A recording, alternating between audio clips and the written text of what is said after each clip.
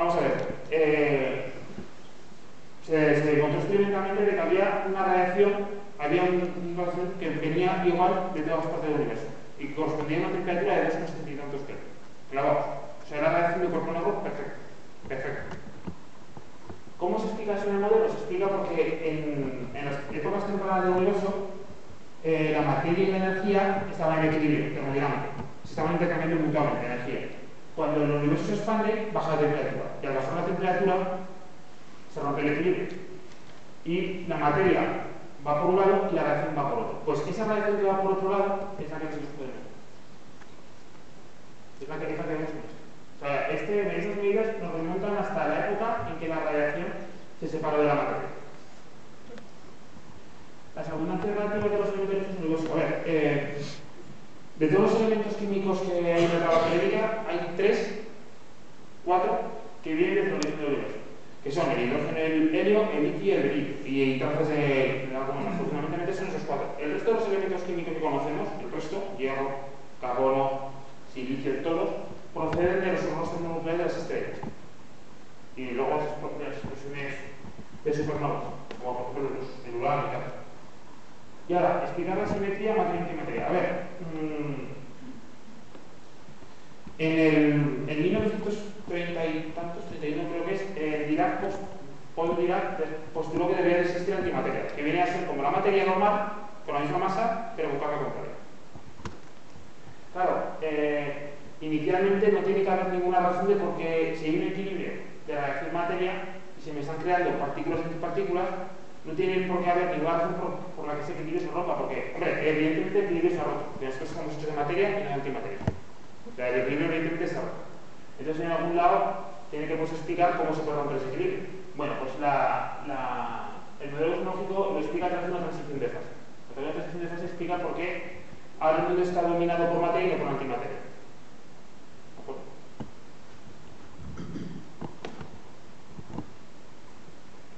Y ahora los problemas.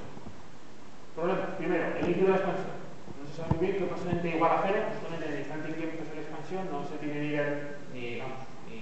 ni torta, porque como máximo, el modelo teórico, que no está comprobado experimentalmente, llega hasta decir unos 44 segundos. Desde t igual a 0 hasta decir unos 44 segundos es un misterio, no se sabe nada. Segundo, el valor de la constante cosmológica tampoco se sabe por qué toma el valor que toma. Ese es el gran problema de la cosmología ahora, actualmente, el valor de la constante cosmológica. El problema de la planitud. El problema de la planitud significa lo siguiente. A ver, yo ahora puedo medir la densidad de energía del universo, densidad de energía materia, y me da una densidad de energía tal que la curvatura da exactamente 0. La que el universo es plano. Claro, eso es un problema porque, vamos a ver,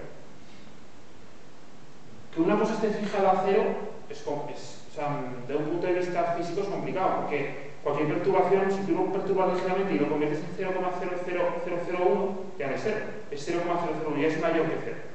Entonces te daría una de las opciones, o el universo se expandiría eternamente, o sea, sería hiperbólico, o se contrairía en el caso esférico. Pero justamente omega 0 igual, o sea, la densidad de energía justamente actual igual a 1, que asignaría curvatura 0, es un problema. Es un problema porque ya de por sí es un problema que lo sea, y luego porque, claro, la densidad de energía cambia con el tiempo. Si ahora es exactamente omega igual a 1, que es la densidad de energía, que varía con el tiempo, quiere decir que en algún momento en el pasado tiene que estar muy próximo a 1. Y es muy difícil que en épocas tan anteriores los parámetros de las variables que aparecen en los modelos, las cargas del electrón, la masa de los protones, todos esos parámetros estén tan finamente ajustados como para que dé o sea, como para que el valor constante sea ese.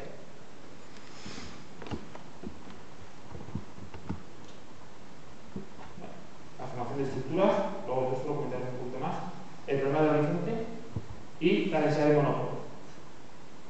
Bueno, esto es lo que he comentado antes.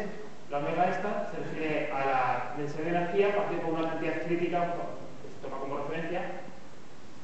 Y entonces sabemos esto. Lo que decir. Que si omega vale 1, K vale 0. Que si omega es mayor que 1, K vale 1. y si omega es menor que 1, K vale menos 1. Entonces, las medidas observacionales nos dicen que la omega actual es aproximadamente 1. Por lo tanto, el universo es especialmente plano y llegamos a un problema de ajuste fino. Lo acabo de decir, porque para que esto sea ahora 1, quiere decir que antes, en épocas muy pasadas, tendría que ser también muy próximo a 1. Y es complicado que sea tan próximamente a 1. O sea, daos cuenta que el clavar una magnitud física, clavarla exactamente a un número, que sin que haya un poco más o un poco menos, es complicado.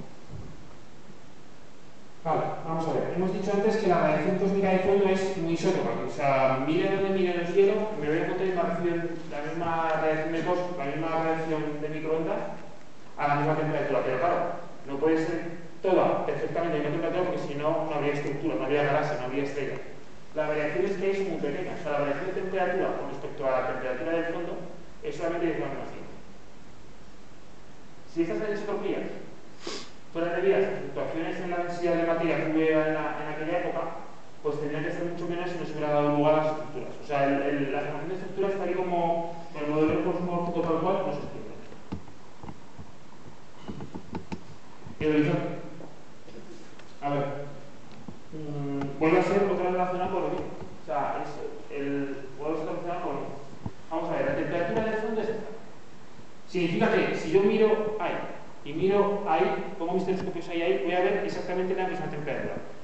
Para que dos cuerpos tengan una temperatura, que decir que en algún momento tienen que estar en contacto.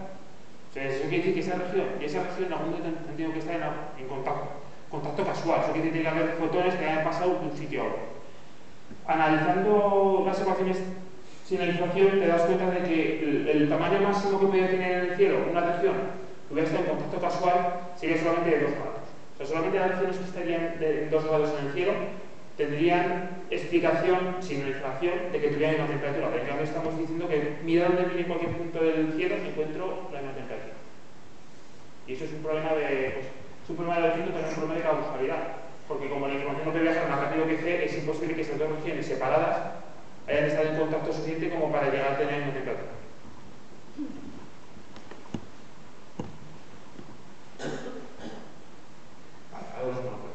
Vamos a ver. Supongo que en el colegio todos habréis aprendido cuando erais pequeños de que existen dos tipos de cargas. Cargas eléctricas positivas, cargas eléctricas negativas. En cambio, no sé si alguna vez han hecho el experimento en el colegio de que si tú partes un imán, esto es de barrita, lo partes en dos, te vuelven a salir dos imanes. O sea, te aparece una cara norte y una cara sur en cada uno de ellos. ¿Vale? Eso quiere decir que tú no puedes separar la carga norte de la carga sur de un imán. No lo puedes separar. Se postula de que existen partículas de que realmente pues, se llaman monopolos, porque tienen una única carga. Monopolos magnéticos que solamente llevarían norte o sur. ¿De acuerdo? Como las cargas eléctricas. ¿Cuándo se generarían estos monopolos? Pues bueno, la teoría te dice que se generan cuando ocurren transiciones de fase en la época Wood. Luego lo comentaré. Transiciones de fase. Y se generarían estos monopolos. ¿Qué ocurre? Que estos monopolos tienen muchísima masa, del orden de 10 a 15 G. No sé si os habéis dado cuenta de cuántas está. O sea, esto en masa vendría a ser como una bacteria. Pero pues que poco no. Una bacteria, ¿qué tipo de una bacteria? Bueno, pues si pensáis en que estas partículas son más pequeñas que un protón y que pesan como una bacteria y puede haber miles de millones de ellas que se generaron, pues hombre, eso da un problema, da mucha materia, que de repente aparece. Que hubiera obligado que el universo se habría colapsado hace mucho tiempo. O sea que tiene que haber alguna forma de que estos monopolos no se diluyan, no existan. ¿Existen esas partículas? Bueno, más o menos. Más o menos. El tipo las cabreras, español, por cierto, la Universidad de Stanford detectó una vez. Y con eso nos quedamos. Una vez. Detectó un monopolo el 14 de febrero del 82 a la 11:53. Ya está. Y gracias. Ya está. Claro, la pregunta es, claro, siendo mal pensado, se equivocó. Bien, parece para haber equivocado, por tanto, todo esto no existe, vale. O, como son cosas que si ocurrió la inflación o algo equivalente a la inflación, realmente ya no hay tantos. Ya no hay tantos, hay muy pocos porque se han diluido, como si se hubieran dividido en el universo. Entonces, bueno, pues la posibilidad de que tú montes un cacharro y justo te lo entre uno, pues es pequeña.